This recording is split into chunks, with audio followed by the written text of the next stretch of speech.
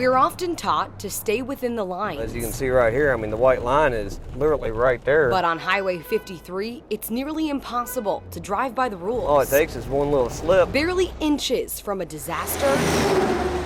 As soon as you catch the edge of that road, you're off in the ditch. People in Shelbyville are sick and tired of the uncertainty. When I look at this stretch in particular, I see a failure. The roadway is in complete disrepair. It's not wide enough. There's no turn lanes. It's not got enough lanes for the amount of traffic that's on it. And John Hiddle is one who knows it best. His perspective comes from saving strangers that are stranded. It's actually an extremely dangerous and scary environment. It takes a very special person to do what we do. We're standing out here, I mean, with a lot of times no space at all, and if so, any space, it's just a few inches between us and a passing motorist that's traveling anywhere from 60 to 80 miles an hour. As the owner of Simpsonville Towing and Repair, he's watched this winding road deteriorate. Literally right there. He's seen the patches get filled. The majority of people are not doing the speed limit. Which is one contributing factor to why an abundance of cracks and potholes continue to resurface. We have multiple areas of Highway 53 that have never been developed for the amount of traffic we're having. In a matter of minutes, the scenery changes drastically, and so do the complaints. The rural areas is where we face a lot of accidents, whereas this area here, we're facing a lot of breakdown of the roadway. But whether you're out in the country or near new booming businesses, everyone's asking for the same thing, space. Also, widening the roadway and having the shoulder space for us to work so that if you do have a vehicle malfunction and need us, it would make it safer for us. Because right now, we have no room to even work to clear your vehicle from the roadway.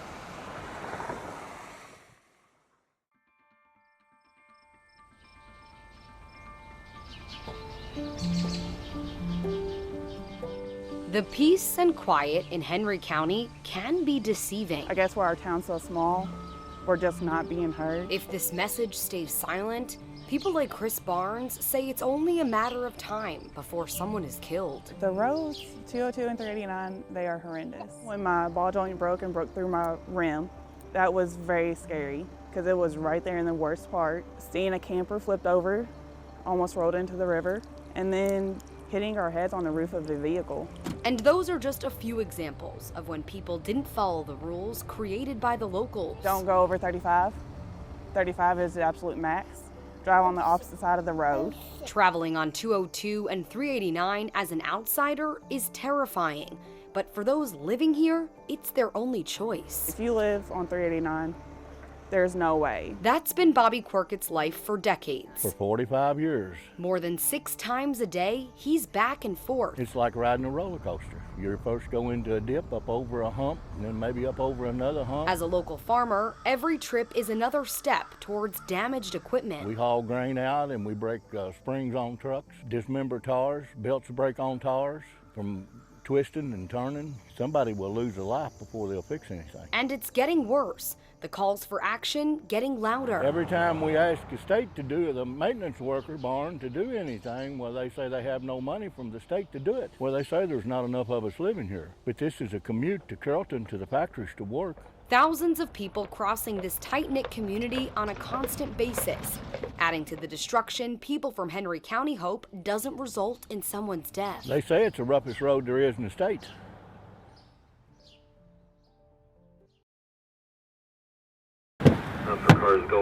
In a city like Shepherdsville, getting on I-65 is part of the daily commute. This right here tells you how fast Shepherdsville is growing. The cones on the side of the interstate are just one clue as to how much things are changing. We basically have 3 exit ramps, building a 4th. Our daytime population, they say, is upwards of 50,000 to maybe 60,000. About half of that or a little less at night due to all the industry. But with that comes more travelers, more cars, more accidents. He's off the roadway, 1086, broke down.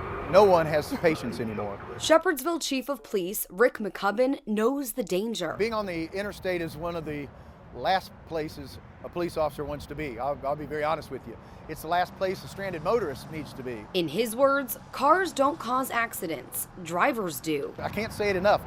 Put those phones down, pay attention, slow down a little bit, and give yourself time. But people like Eric Williams say the problem is much bigger. It's hard to keep it in the lane when you hit them kind of transitions. I mean, you're talking 3 to 6 inches drop between patches they've done in the past in the other sections of pavement. With every bump, his truck is pushed 2 or 3 feet one way or the other. It's like hitting a 4x4 lane in the middle of the road. He's got no control. Just hold your steering wheel and drive through it. That's all you can do. And after his car got ripped apart from the conditions, he says the responsibility still falls on him. Of course, the state won't reimburse you for non-factory rims, is my understanding. For Eric, it's both a safety and a monetary issue. You don't have to worry about if you're going to keep your vehicle in a lane because of the condition of the pavement.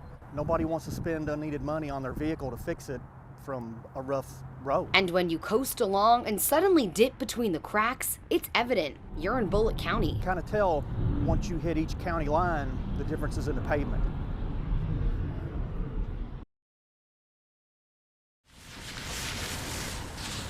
In the city of Jeffersonville, it's called the potential death trap. Where do I go?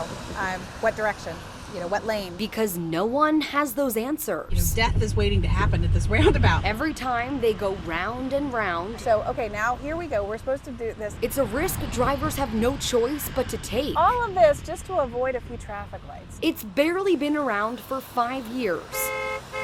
And the mayhem still gets under Amy Wheatley's skin. I do try to go out of my way to avoid it because it's so confusing, and I know how bad it can be and how accidents happen here. While there are signs everywhere, they aren't giving drivers any direction. When I first saw it, when this first came in, I thought it was a joke because, it just seems like it would be something on like a satire movie. As a personal injury attorney, she's represented people hurt at this very roundabout. All of those cases, I mean, there was a gamut of injuries. And a common theme. Right now, there's an Amazon Prime truck trying to get through there. Large semis trying to navigate the circles, something we witnessed multiple times. If they don't know what lane they're supposed to be in, it's so easy to cut someone off there. In many cases, they force other cars off the road. I'm sure I make people mad because I go very slow through there and I wait until it's 100% clear. She's a woman who wears many hats and isn't just affected by this ridiculous roundabout in her professional life. When I have my kids in the car, I'm trying to be a safe driver. I'm trying to protect them, and I can't make decisions on what lane to go in, and I can't do that effectively when it happens so quickly. People have been complaining since the minute construction was finished. So Amy feels the only answer is to avoid it. Very likely that someone is going to get seriously injured, if not killed,